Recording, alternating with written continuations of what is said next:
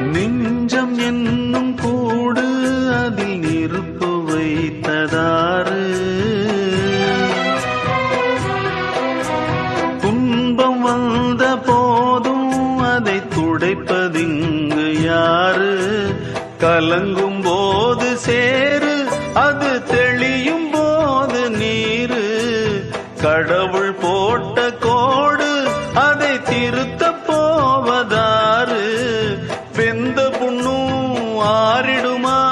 வேதனை தான் தீர்ந்திடுமா? விண்ணுக்கும் மண்ணுக்கும் சம்பந்தம் உண்டுன்னு சொன்னது யாரு? அது மன்னவன் பேரு.